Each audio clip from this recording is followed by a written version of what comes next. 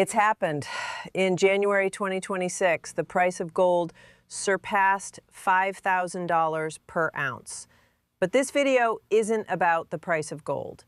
This video about what will happen to your dollars, the money sitting in your bank account, your retirement funds, your children's college savings in 2026 and beyond.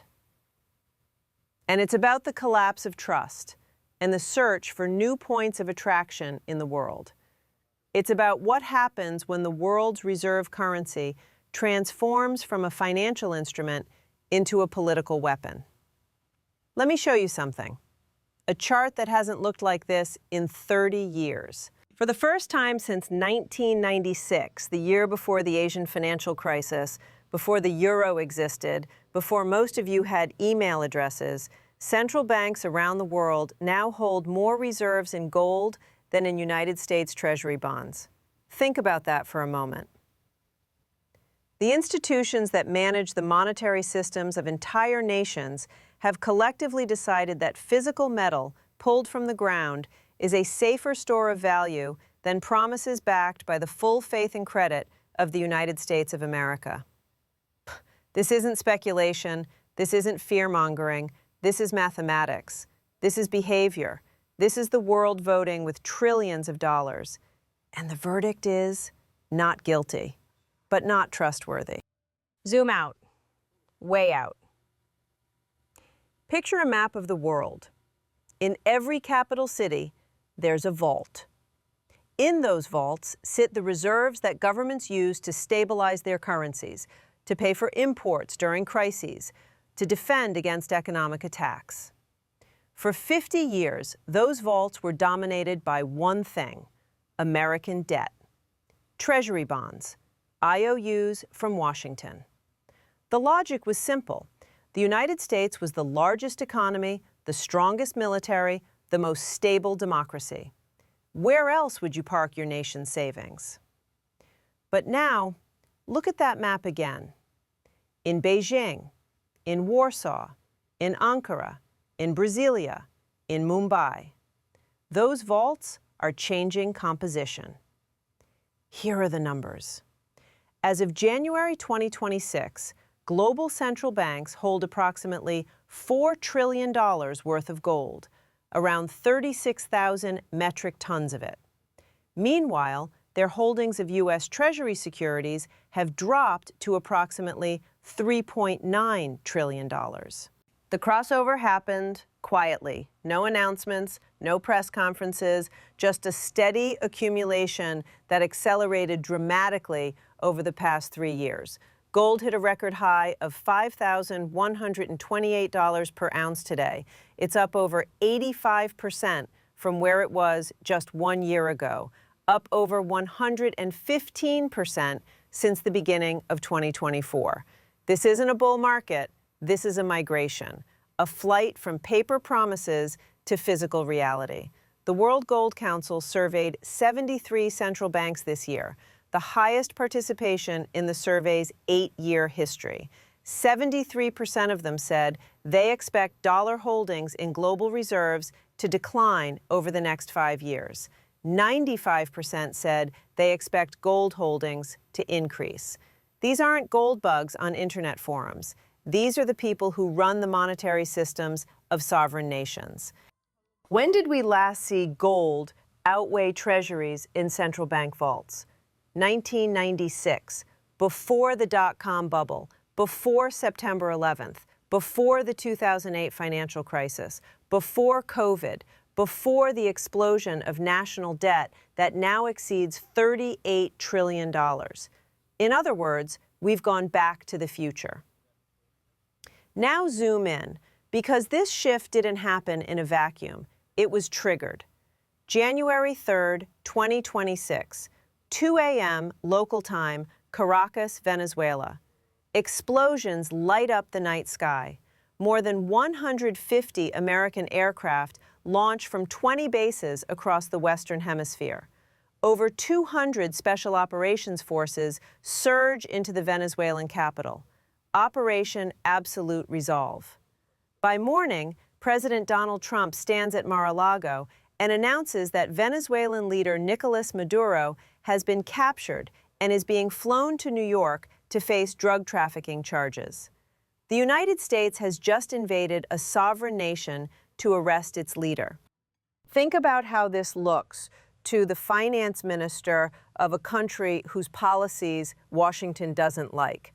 Think about how this looks to a central banker in Asia, in South America, in the Middle East, who holds billions in dollar-denominated assets. If the United States is willing to use military force to seize Venezuela for its leader and its oil, what happens to your reserves if you end up on the wrong side of American foreign policy?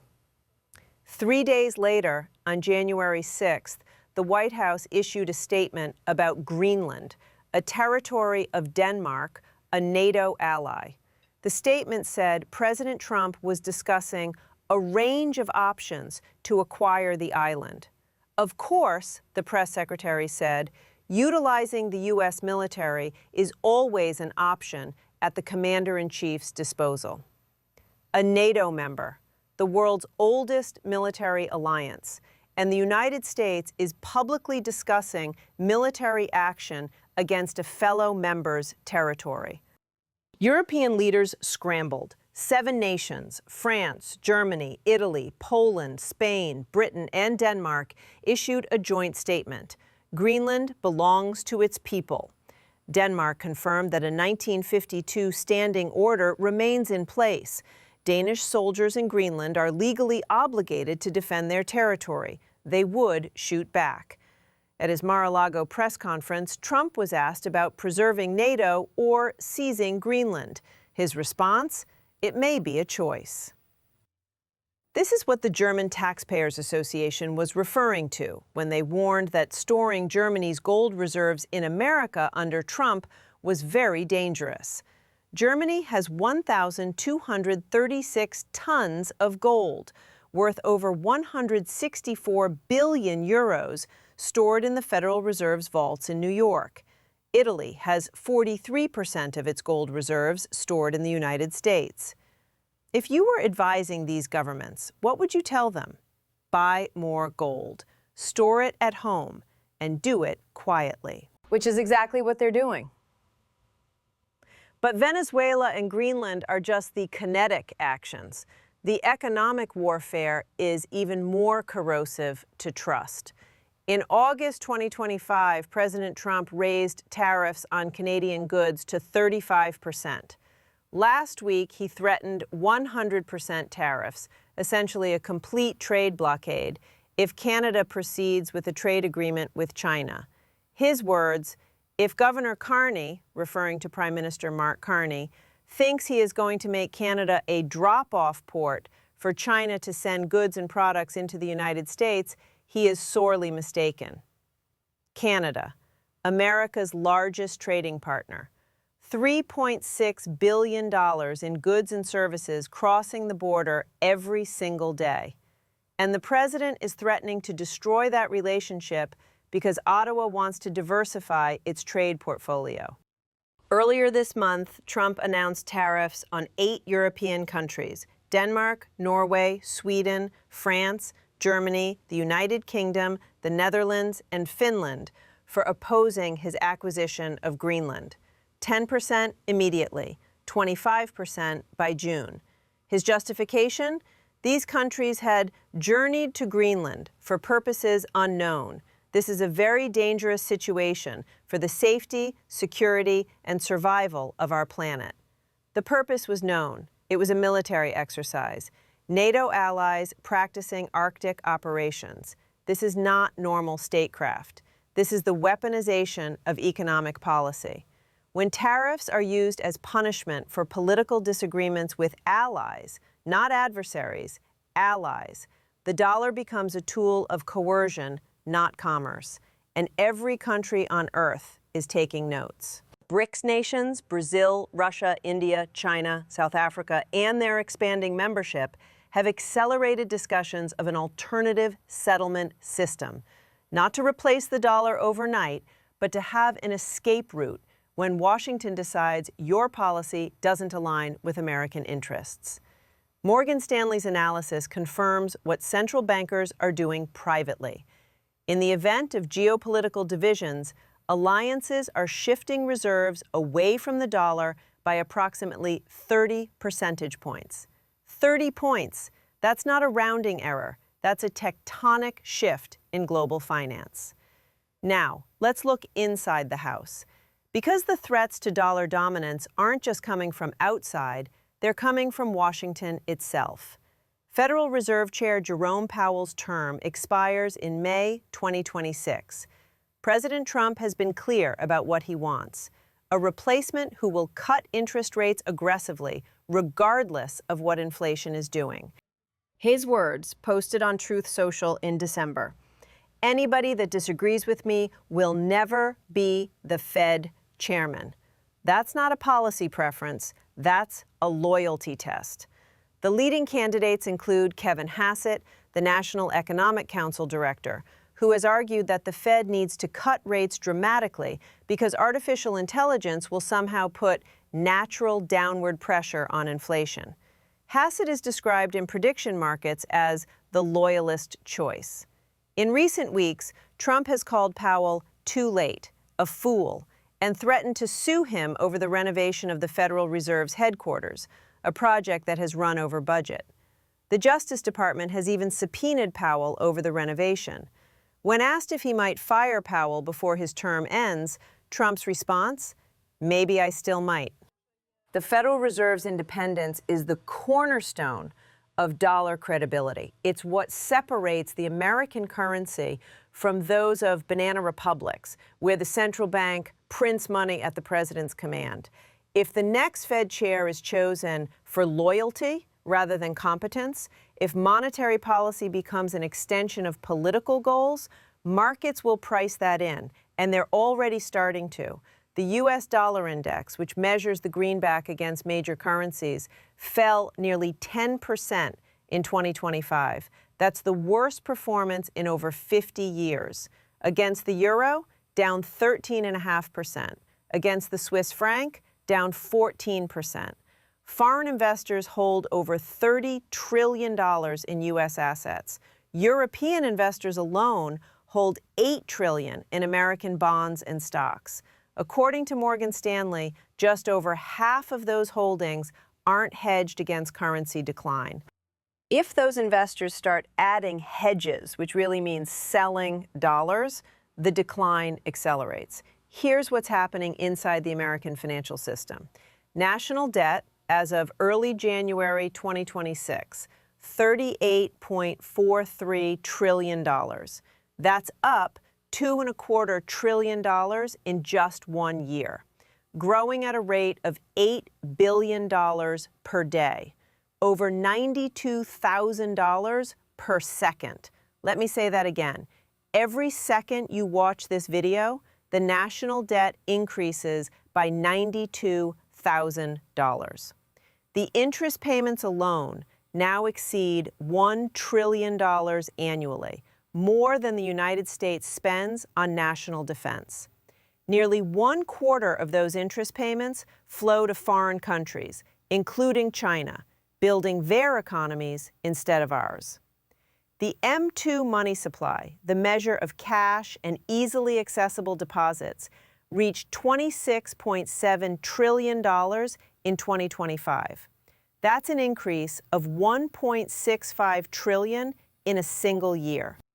This is the raw material of inflation. More dollars chasing the same goods. Since 1950, the dollar has lost 86% of its purchasing power. A dollar from 1950 is worth 14 cents today. That's with relatively responsible monetary policy over most of that period. Current policies, explosive M2 growth, tariffs that increase import costs, attacks on Fed independence are accelerating this process. If the administration resorts to debt monetization, having the Fed buy Treasury bonds directly to keep the government funded, you're looking at a potential hyperinflationary spiral. This isn't fear-mongering. This is arithmetic. So what are the world's central banks doing? They're building a lifeboat. For 3 consecutive years, 2022, 2023, 2024, central banks have purchased over 1,000 tons of gold annually. That's roughly twice the decade-long average. The total volume held by regulators has reached 36,000 tons. China's People's Bank has been buying consecutively for 14 months. By January 2026, China's official reserves reached an estimated 2,306 metric tons. That's not counting what they may be accumulating off the books. Poland has been the largest single buyer, adding 95 tons in 2025 alone. Brazil, which stayed out of the gold market for years, suddenly purchased 43 tons in just 3 months. The World Gold Council survey found that 95% of central banks plan to expand their gold reserves over the next year. 95%. This is what I call gold standard 2.0. Not a formal return to gold-backed currencies. No central banker wants to give up the flexibility of fiat money, but a de facto system where gold serves as the anchor of last resort, the ultimate hedge against American unpredictability. Goldman Sachs and UBS have both validated $5,000 per ounce as a reasonable price target. Their models show that even a modest 1% rotation of the $27 trillion Treasury market into gold would provide the capital to push prices past that level. We've already crossed it. The message from sovereign wealth managers is clear. The dollar is no longer a one-way bet. They're not abandoning it yet, but they're diversifying, they're hedging, they're building alternatives. So let's bring this home. What does all of this mean for you? First, the devaluation is already happening. The dollar index falling 10% means everything you buy from overseas costs more. Your electronics, your clothing, your car parts, your coffee. Second, tariffs are a tax on American consumers. When the president imposes 100% tariffs on Canada or 200% tariffs on European goods, that cost doesn't come from some magical foreign fund. It comes from you. It shows up in higher prices at the grocery store, the gas pump, the shopping mall. Third, inflation is sticky. The Federal Reserve cut rates 3 times in 2025, but core inflation remains above their 2% target. If the next Fed chair cuts rates for political reasons rather than economic ones, inflation gets worse, not better. Fourth, your savings are eroding. Every dollar you have in a bank account earning 3 or 4% interest is losing purchasing power if inflation is running higher. And the structural factors driving inflation, debt, money supply, tariffs, aren't going away. Fifth, the system is less stable than it appears. When allies are treated as enemies, when institutions are attacked from within, when the world's reserve currency becomes a weapon, the rules of global finance are changing. Here's the uncomfortable truth. The surge in gold prices isn't a market phenomenon. It's a vote. A global vote of no confidence in American institutions. Central banks aren't buying gold because they think they'll get rich. They're buying gold because they've concluded that American policy has become too unpredictable to trust with their nation's reserves. When the dollar stopped being just a currency and became a foreign policy tool used to sanction enemies, coerce allies, and punish anyone who questions American priorities, it also stopped being a reliable store of value. The great crossover isn't the end of dollar dominance. The dollar still accounts for 57% of global reserves. It's still on one side of 89% of all foreign exchange transactions. But the trend is unmistakable, and trends in global finance move slowly, until they don't. For the first time in 30 years, the world has begun to trust physical metal more than American promises. That's not a market signal. That's a civilizational signal. And if you're still holding your life savings in dollars, assuming the rules will stay the same, you might want to pay attention to what the people who run central banks are actually doing. They're buying gold. Maybe you should ask yourself why. What do you think? Is this a temporary shift or the beginning of a new monetary era? Let us know in the comments. If this analysis helped you understand what's happening, subscribe for more deep dives into the forces shaping your financial future. Until next time, stay skeptical, stay informed, and remember, the people who control the narrative rarely have your interests at heart. And if you want to support us, you can become a member.